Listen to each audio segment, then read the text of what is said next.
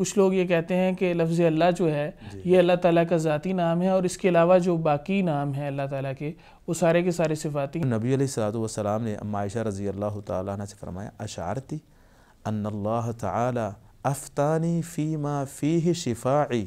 جادو تو ایک شیطانی عمل ہے اور نبی صلی اللہ علیہ وسلم ایک سید البشر ہیں، نبی ہیں، پھر اتنی روحانی شخصیت ہیں، تو آپ پر شیطانی عمل کیسے حاوی ہو سکتا ہے؟ یہ جو فرق باطلہ ہے ان کا بنیادی جو اصول ہے وہ یہی ہے، یہ عقل کو نقل سے قرآن و سنت سے مقدم سمجھتے ہیں. کچھ ایسے لوگ بھی موجود ہیں یا کچھ فرقے ایسے جو اس جادو کے ہونے کا انکار کرتے ہیں، نبی صلی اللہ علیہ وسلم پر جو جادو ہوا ہے. کسی مومن شخص پہ جو صوم و صلات کا پابند ہے، جس کا کعبہ قبلہ درست ہے، کریکٹر و کردار بے داغ ہے، اس میں بھی جادو ہو، وہ صبح و شام کے اذکار بھی کرتا ہو، وہ ماشاءاللہ شریعت کا پابند بھی ہو، تو اس پر بھی تو نہیں ہونا چاہیے نا.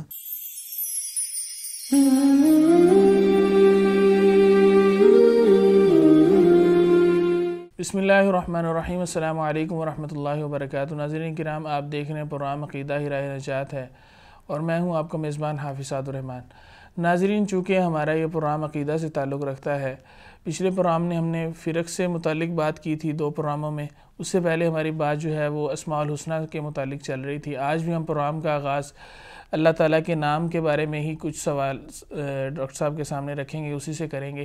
ڈاکٹر صاحب کی طرف چلتے ہیں اور اپنے پروگرام کا آغاز کرتے ہیں. ڈاکٹر صاحب کیسے ہیں آپ؟ جی الحمدللہ، اللہ کا بڑا شکر. آپ سنائیں؟ الحمدللہ الحمدللہ. ڈاکٹر صاحب، ہم پچھلے ایک پروگرام میں بات کر رہے تھے اسماء الحسنہ پر، تو میں اسی بات کو تھوڑا سا آگے بڑھانا چاہوں گا کہ کچھ لوگ یہ کہتے ہیں کہ لفظ اللہ جو ہے یہ اللہ تعالیٰ کا ذاتی نام ہے اور اس کے علاوہ جو باقی نام ہیں اللہ تعالیٰ کے وہ سارے کے سارے صفاتی ہیں. آپ بتائیے کہ اس بات میں کتنی حقیقت ہے اور کیا قرآن و سنت سے ثابت ہوتا ہے؟ جی یہ بات ہمارے خاص کر بر صغیر میں بڑی مشہور ہے. ہمارے مدارس میں، دینی مراکز میں، طلبہ میں اور کچھ اہل علم میں بھی یہ بات معروف ہے اور وہ اس کو صحیح بھی سمجھتے ہیں کہ لفظ اللہ جو ہے یہ اللہ رب العالمین کا ذاتی نام ہے. باقی جتنے بھی اسماء حسنہ ہیں وہ اللہ تعالیٰ کے صفاتی نام ہیں. ٹھیک ہے. جبکہ یہ بات صحیح نہیں ہے. صحیح بات یہ ہے، اللہ رب العالمین کے اسماء حسنہ کے بارے میں ایک قاعدہ ہے، پرنسپل ہے، اسماء اللہ تعالیٰ کلھا اعلام و اوصاف. اللہ تعالیٰ کے جتنے بھی نام ہیں وہ بیک وقت اعلام بھی ہیں اور اوصاف بھی ہیں. اعلام یہ علم کی جمع ہے، علم کہتے ہیں کسی خاص نام کو یا چیز کو، اور اوصاف یہ وصف کی جمع ہے. وصف کا مطلب ہوتا ہے کوئی خوبی، کوئی کوالٹی وغیرہ. تو اللہ تعالیٰ کے تمام نام جو ہیں وہ بیک وقت اعلام بھی ہیں اور اوصاف بھی ہیں. اعلام سے مراد یہ ہے کہ وہ اللہ تعالیٰ کی ذات پر دلالت کرتے ہیں. ٹھیک ہے. الرحمن ہے، الرحیم ہے، الکریم ہے، الجبار ہے، المنان ہے، الغفار ہے.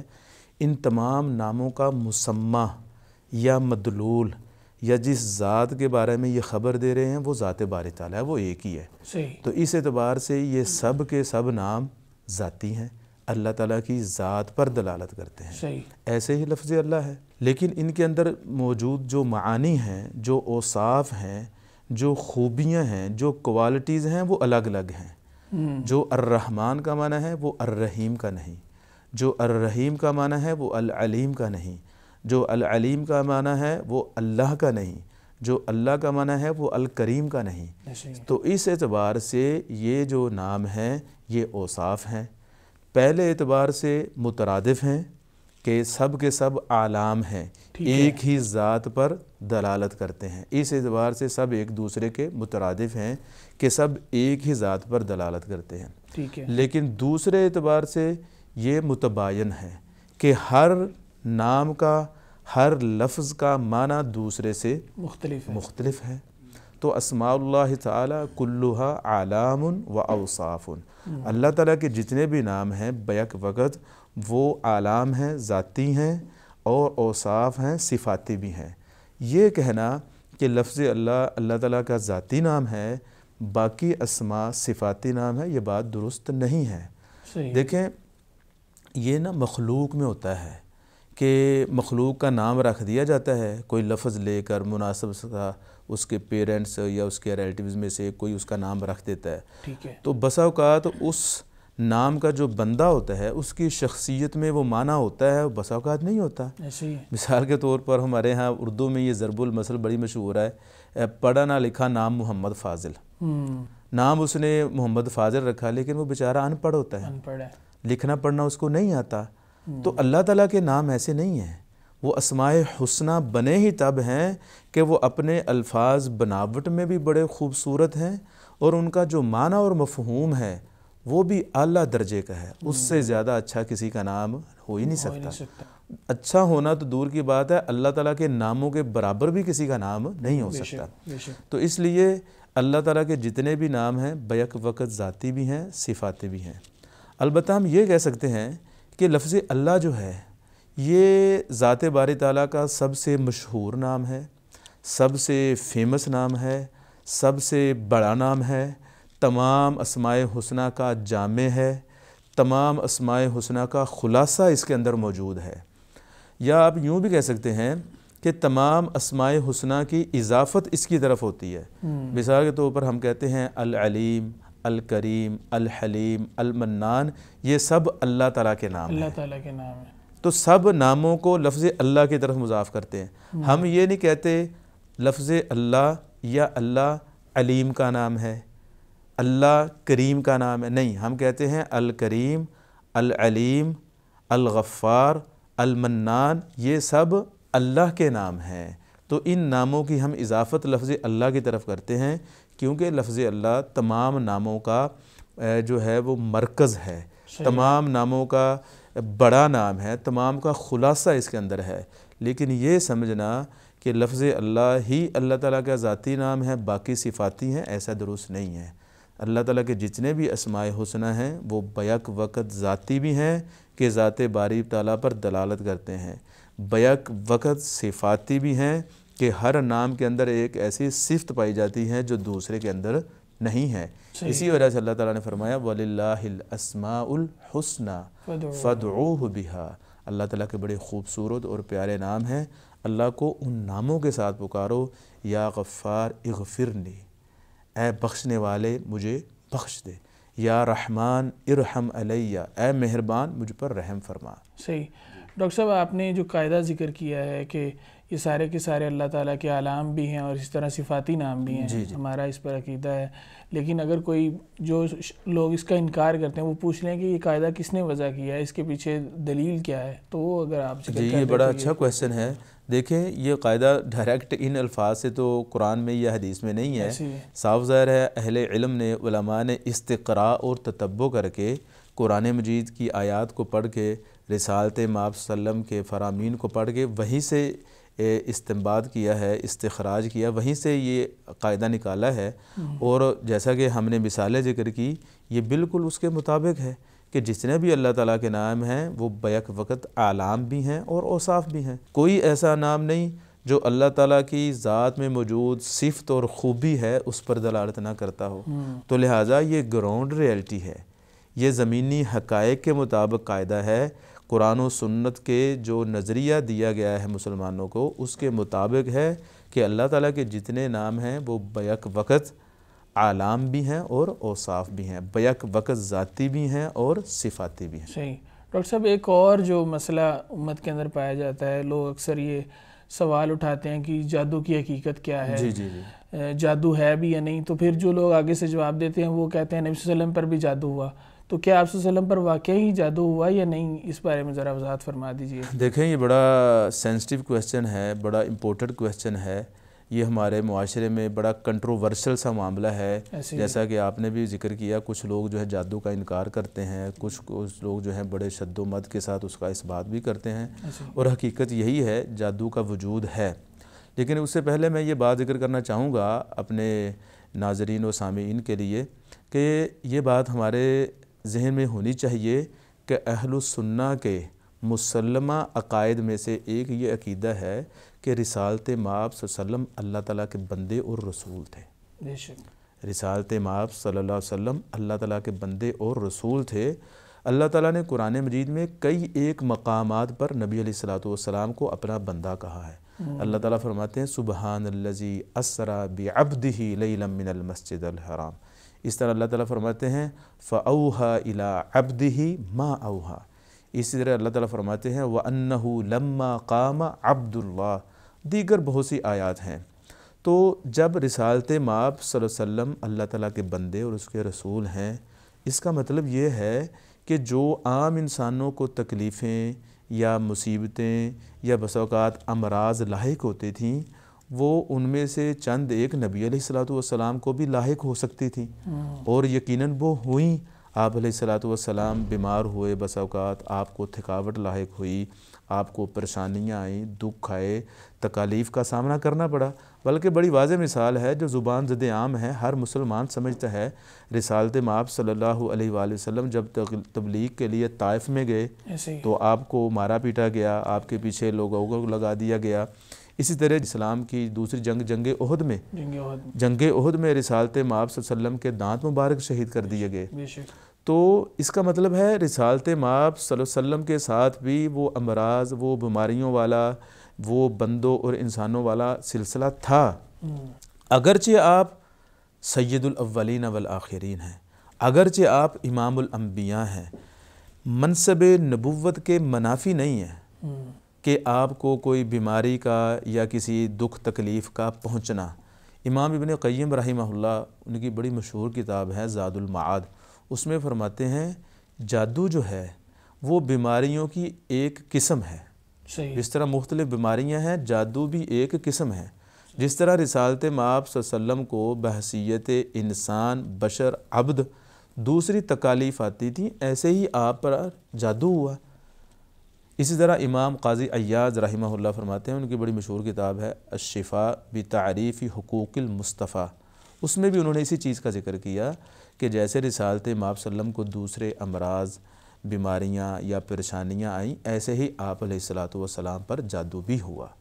اس طرح بخاری شریف میں حدیث ہے، آپ علیہ الصلوۃ والسلام کی زوجہ محترمہ، تمام مومنوں کی ماں اماں عائشہ رضی اللہ تعالیٰ عنہ فرماتی ہیں سُحِرَ النبی صلی اللہ علیہ وسلم، یہ حدیث بخاری شریف میں ہے، سُحِرَ النبی صلی اللہ علیہ وسلم، آپ علیہ الصلوۃ والسلام پر جادو کر دیا گیا، حتیٰ یخیل الیہ کأنہ یفعل، اس جادو کا اثر یہ ہوا آپ کو ایسے محسوس ہوتا تھا کہ آپ کچھ کر رہے ہیں، جبکہ در حقیقت آپ کچھ کر نہیں رہے ہوتے تھے۔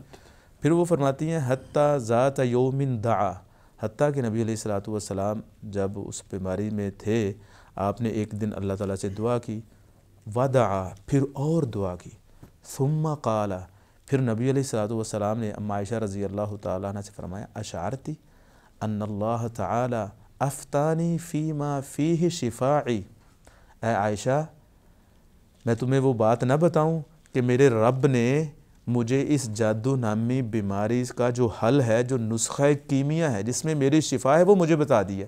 صحیح۔ تو پھر عائشہ رضی اللہ تعالیٰ عنہ نے پوچھا وہ کیا ہے؟ تو آپ پر جادو کس نے کیا؟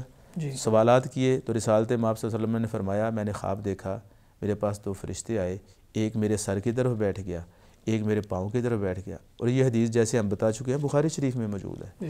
تو ایک نے پوچھا، ایک فرشتے نے دوسرے سے ان کو کیا ہوا ہے رسالت مآب صلی اللہ علیہ وسلم کی طرف اشارہ کر کے، تو انہوں نے کہا مطبوبن، ان کو جادو کیا گیا ہے۔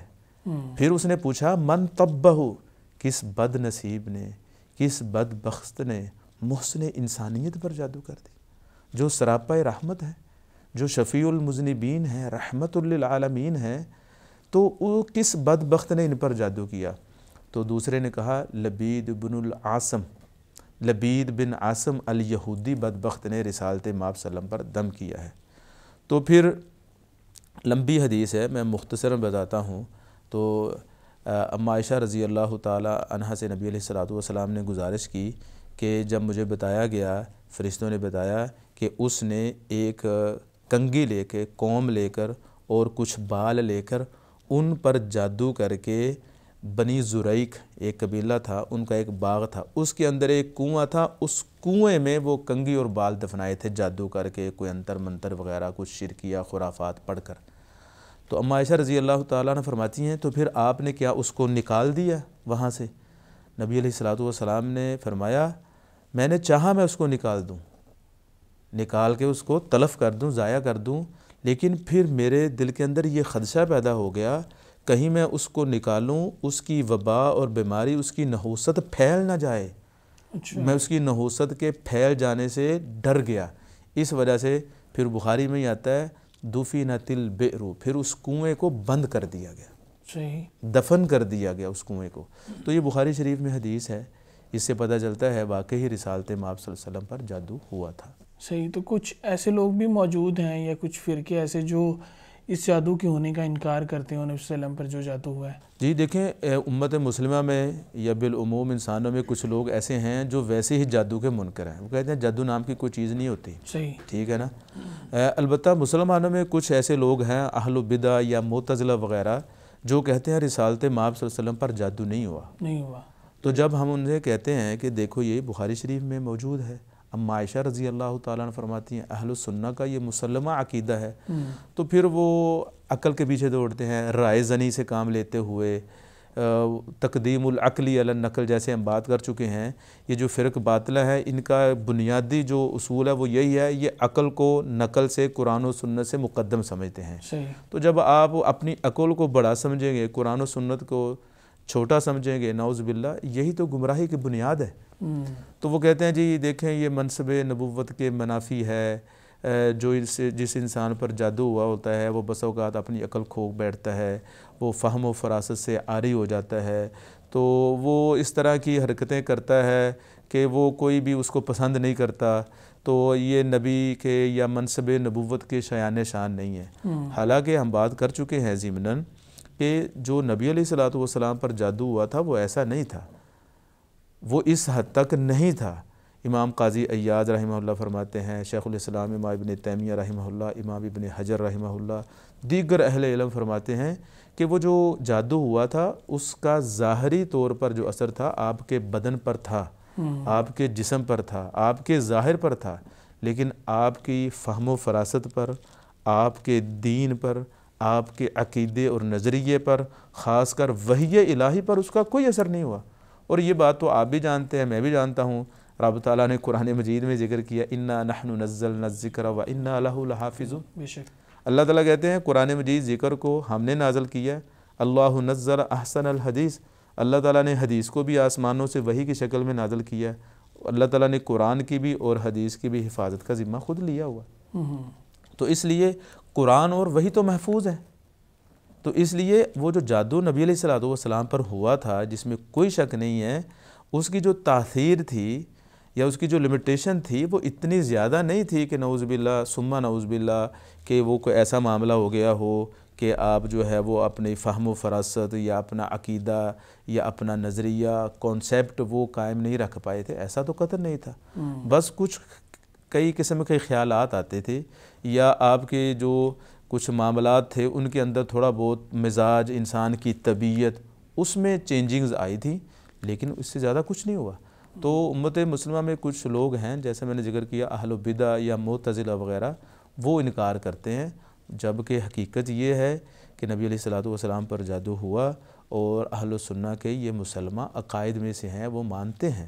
بلکہ رسالت مآب صلی اللہ علیہ وسلم نے تو صورتیں بتائی، وظائف بتلائے جادو سے جو ہے بچاؤ کے، علاج کے۔ تو آپ نے ذکر کیا کہ جادو ہوا نبی صلی اللہ علیہ وسلم پر، تو جادو تو ایک شیطانی عمل ہے اور نبی صلی اللہ علیہ وسلم ایک سید البشر ہیں، نبی ہیں، پھر اتنی روحانی شخصیت ہیں، تو آپ پر شیطانی عمل کیسے حاوی ہو سکتا ہے؟ دیکھیں شیطانی عمل حاوی ہونا یہ اس سے ضروری نہیں ہوتا کہ نعوذ باللہ ثم نعوذ باللہ وہ شخص کے عمل میں کوئی کوتاہی ہے۔ جتنی بھی بیماریاں آتی ہیں، تکالیف آتی ہیں یا آزمائشیں آتی ہیں، وہ اس وجہ سے نہیں آتی نعوذ باللہ نبی علیہ الصلوۃ والسلام یا کوئی عام انسان ہمیشہ برا ہوتا ہے۔ نہیں ڈاکٹر صاحب، باقی بیماریوں میں اور جادو میں فرق ہے۔ میں یہ بتا رہا ہوں، جی یہ بتا رہا تھا، جیسے ابھی ہم نے ذکر کیا امام ابن قیم رحمہ اللہ کا قول، امام قاضی عیاض کا قول، جادو ایک بیماری بھی ہے۔ کسی مومن شخص پہ جو صوم و صلات کا پابند ہے، جس کا کعبہ قبلہ درست ہے، کریکٹر و کردار بے داغ ہے، اس میں بھی جادو ہو، وہ صبح و شام کے اذکار بھی کرتا ہو، وہ ماشاءاللہ شریعت کا پابند بھی ہو، تو اس پر بھی تو نہیں ہونا چاہیے نا۔ لیکن اللہ کی مرضی سے اگر ہو جاتا ہے تو اس کے اندر حکمتیں ہیں نا، اس کے اندر اللہ تعالیٰ یہ سکھانا چاہتے ہیں۔ پھر پتہ چلا نا کہ فلاں آدمی کی خباثت ظاہر ہوئی، پھر جادو کے لیے جو معوذتین کا بتایا گیا، سورہ البقرہ کی آخری آیات کا بتایا گیا. تو آپ یہ ذکر کر دیں جو اس حدیث میں آپ نے سیدہ عائشہ کو بتایا تھا نسخہ جس کے ذریعے آپ کو شفا ملی, کیونکہ آج کل یہ مسئلہ بڑا لوگوں کو درپیش آتا ہے, تو اس حوالے سے بھی ان کی ہیلپ ہو جائے گی تھوڑی سی کہ وہ وہی عمل کر کے اپنا جو جادو ہے اس کے اثرات کو ختم کر سکتے ہیں. دیکھیں وہ بالکل آپ کی بات صحیح ہے, اس حدیث میں تو اس چیز کا ذکر نہیں ہے, الگ اور احادیث میں ذکر موجود ہے, ٹھیک ہے نا. سورہ بقرہ کی آخری آیات, اس طرح نبی علیہ الصلوۃ والسلام نے فرمایا البیت الذی تقرأ فیہ سورۃ البقرہ, وہ گھر جس کے اندر سورۃ البقرہ کی تلاوت ہوتی ہے شیطان داخل نہیں ہوتا. اس طرح معوذتین ہیں, صبح و شام کے اذکار ہیں, اس طرح بسم اللہ الذی لا یضر مع اسمہ شیء فی الارض ولا فی السماء وہو السمیع العلیم, یہ اذکار ہیں. تو یہ انسان صبح و شام کے اذکار کرے, یہ وظائف پڑھے, تو اس پر یہ چیزیں اثر انداز نہیں ہوتی انشاءاللہ.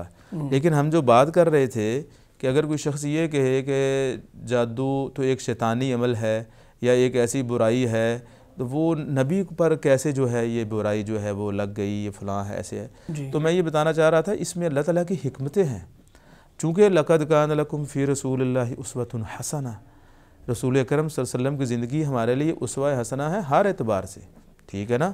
تو ہمیں یہ بتایا گیا ہے کہ بحیثیت انسان اگر نبی کو تکلیف آ سکتی ہے آپ کو بھی آ سکتی ہے, اور تکلیفیں بیماریاں آنا اس بات کی قطعاً علامت نہیں ہوتی نعوذ باللہ کہ وہ انسان برا ہے یا اس کے عمل میں کبھی کوتاہی, کبھی ہو بھی سکتا ہے کبھی نہیں بھی ہو سکتا. لیکن کسی بھی نبی کے بارے میں تو ہم تو سوچ بھی نہیں سکتے.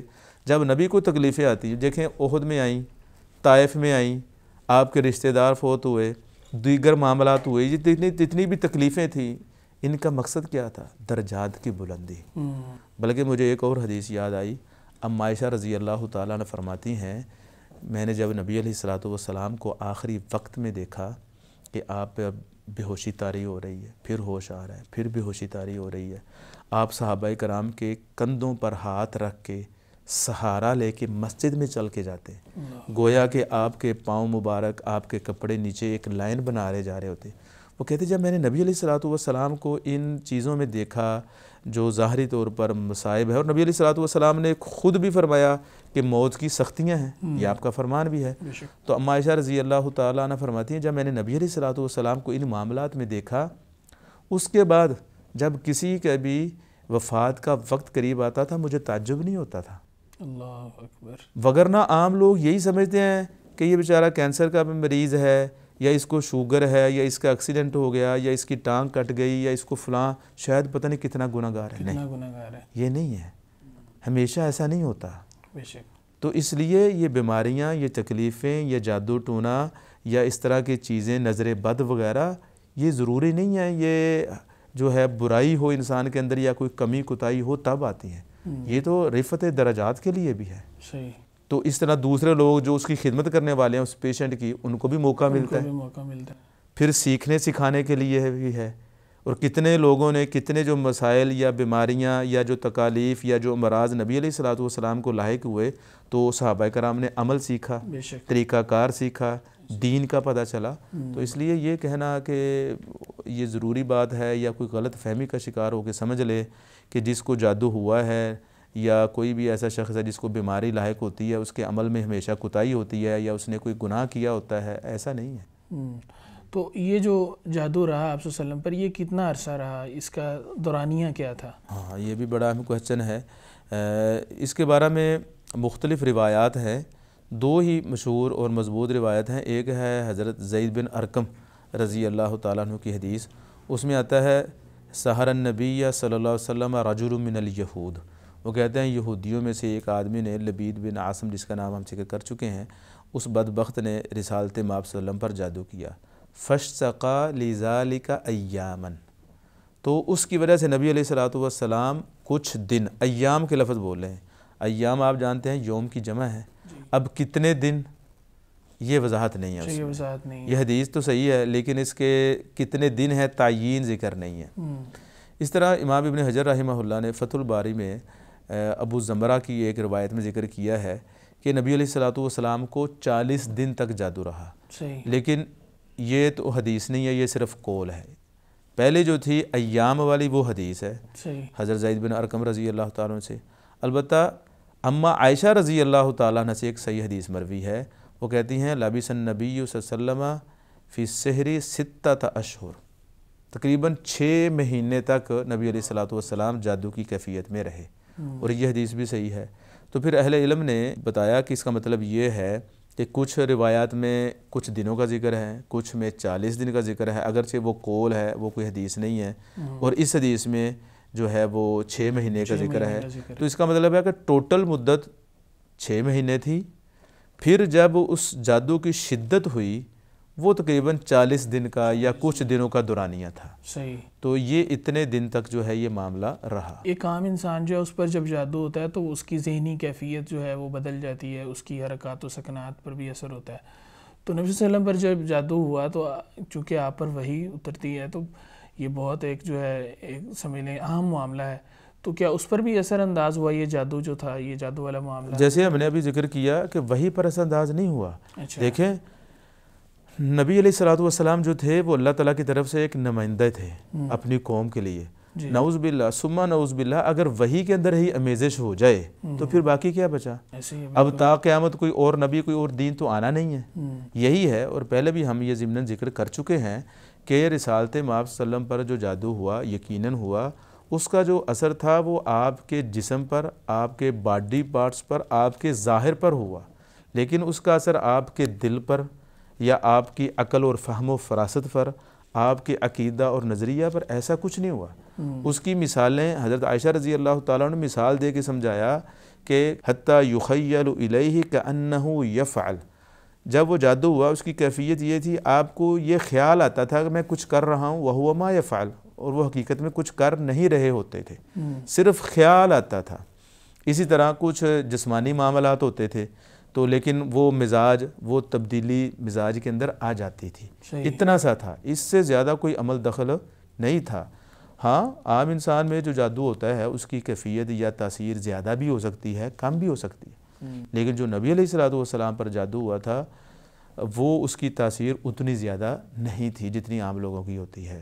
شاید اللہ تعالیٰ اپنی امت کو یہ میسج دینا چاہتے تھے کہ فعال لما یرید، تمہارا رب ہی ہے جو چاہتا ہے کر گزرتا ہے، اسے کوئی پوچھنے والا نہیں ہے۔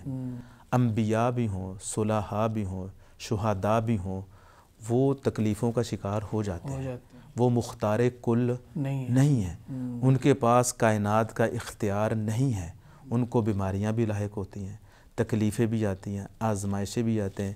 ایک وقت تھا وہ دنیا میں نہیں تھے، اللہ تعالیٰ نے ان کو وجود بخشا، پھر وجود سے دوبارہ اللہ تعالیٰ ان کو عدم میں لے گیا، اس دنیا سے لے گیا، پھر دوبارہ اللہ تعالیٰ سب کو زندہ کرے گا۔